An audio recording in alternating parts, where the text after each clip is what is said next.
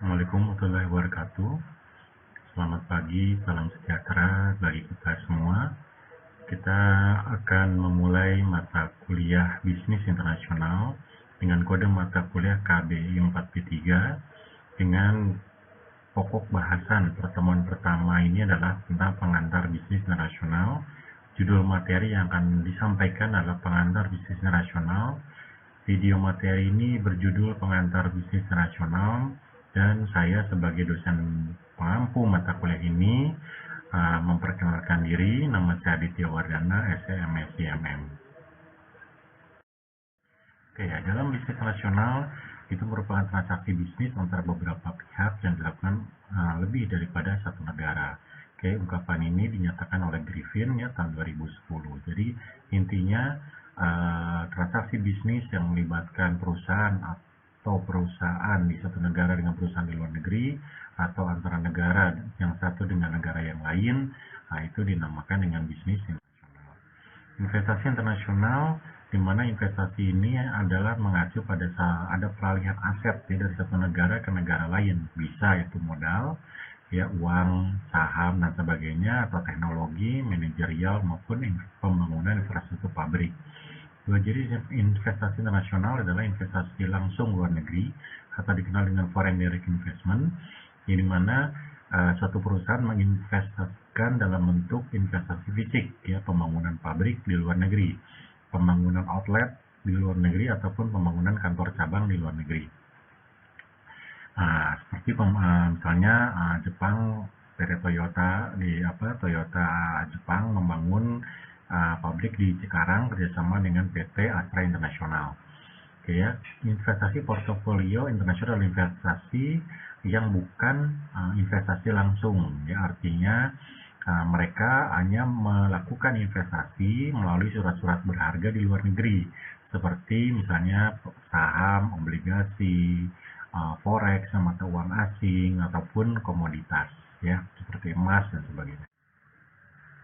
Manfaat yang diperoleh dari adanya kegiatan bisnis internasional ini adalah akan meningkatkan penjualan. Ya, jadi pasar menjadi lebih luas, ya. Kita bisa menjual barang ke luar negeri. Kemudian kita bisa mengakuisisi sumber daya, artinya kita bisa membeli sumber daya yang tidak kita miliki dari negara lain, ya seperti Jepang membeli baja dari PT Krakatau Steel Indonesia. Dan kita bisa mendiversifikasi sumber-sumber penjualan dan penawaran. Ya, artinya kita bisa mencari negara-negara mana yang membutuhkan produk kita, ya, dan kita melakukan penawaran terhadap produk kita. Oke, faktor-faktor yang menunjang kegiatan bisnis nasional lebih berkembang antara adalah perkembangan teknologi. Dengan perkembangan teknologi transportasi seperti pesawat udara, kereta api cepat, kemudian kapal laut yang bisa memuat kontainer, gitu kan, mempermudah terjadinya transaksi bisnis nasional.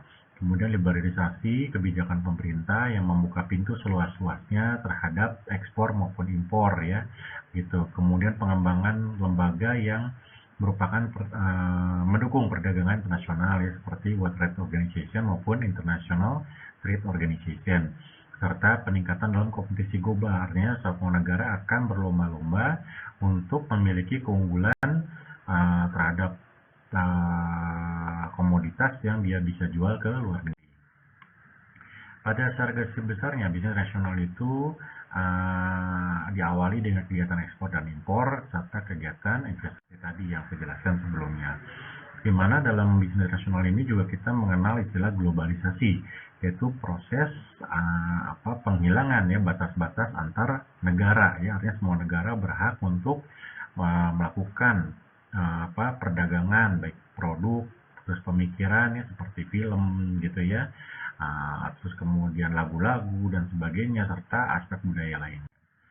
Nah, globalisasi pada intinya dibagi dua, globalisasi pasar, jadi memperluas pasar yang seluas-luasnya, ya, untuk kegiatan perdagangan internasional, dan ada globalisasi produksi, artinya semua negara bisa melakukan pembangunan infrastruktur, ya, untuk melakukan produksi di berbagai negara, ya seperti tadi Jepang, di Indonesia. Aktivitas bisnis internasional meliputi kegiatan ekspor, kegiatan impor, kemudian lisensi, ya pembelian hak merek, ya seperti misalnya Levi's, Nike, Adidas, kemudian franchise, ya seperti McD, KFC, Starbucks, dan sebagainya, serta kontrak manajemen. Artinya kerjasama dalam menyelesaikan proyek seperti MRT antara Indonesia dengan China. Perusahaan-perusahaan multinasional ya itu banyak sekali. Nah, sebagai contoh yang bergerak dalam consumer goods seperti Johnson Johnson, ya, P&G, kemudian Unilever, Colgate, dan sebagainya itu yang memenuhi barang-barang kebutuhan sehari-hari. Kemudian ada juga otomotif, ternyata kenal Toyota, Mitsubishi, kemudian Ford ya dari Amerika, kemudian Mercy ya dari Jerman, kemudian Hyundai dari Korea dan sebagainya. Oke, negara juga bisa melakukan kegiatan impor ya, tadi negara dengan negara, seperti daging ayam kita impor dari Malaysia, susu dari Selandia Baru, Amerika Serikat, Australia, Belgia, Jerman, kemudian beras kita impor dari Vietnam, Thailand, Pakistan, India, Myanmar, dan sebagainya. Nah, negara juga bisa melakukan kegiatan ekspor, seperti Indonesia ekspor migas ya, minyak dan gas bumi, misalnya seperti ke Cina, kemudian ke Singapura gitu ya, ke Amerika gitu ya. Nah, kemudian kita juga bisa melakukan ekspor barang-barang tambang ya, seperti melalui PT Antam kita ekspor aluminium, nikel gitu ya, tembaga, bauksit dan sebagainya. Kemudian kita juga bisa melakukan ekspor yang sifatnya hasil hutan ya, seperti rotan ya, kita ekspor ke negara-negara Eropa, Amerika, Jepang dan sebagainya gitu ya. Kemudian contoh kasus dalam pertemuan ini adalah kita membahas tentang penolakan ya produk Indomie dari Taiwan ya, karena dianggap mengandung pengawet yang dilarang untuk digunakan di Taiwan, yaitu MSG ya. Di Indonesia masih diperkenankan sesuai dengan ambang batas yang diperkenankan oleh BPOM ya, Badan Pengawas Obat dan Makanan. Nah, di Taiwan memiliki regulasi ya bahwa semua produk-produk impor makanan tidak boleh mengandung pengawet yang dilarang di negaranya ya, seperti MSG. Oleh karena itu, PT Indofood ya selaku produsen Indomie harus menyesuaikan produknya dengan regulasi yang berlaku di Taiwan agar produknya bisa diekspor ke Taiwan, bisa dikonsumsi oleh masyarakat Taiwan ya. Demikian juga produk-produk impor dari luar negeri yang masuk ke Indonesia akan diseleksi oleh Badan Pengawas Obat dan Makanan sesuai dengan regulasi yang berlaku di Indonesia gitu ya. Mungkin demikian pengantar pertemuan pada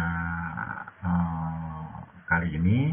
Atas perhatian dan kerjasamanya mengucapkan terima kasih. Wabillahi taufiq wal hidayah. Wassalamualaikum warahmatullahi wabarakatuh.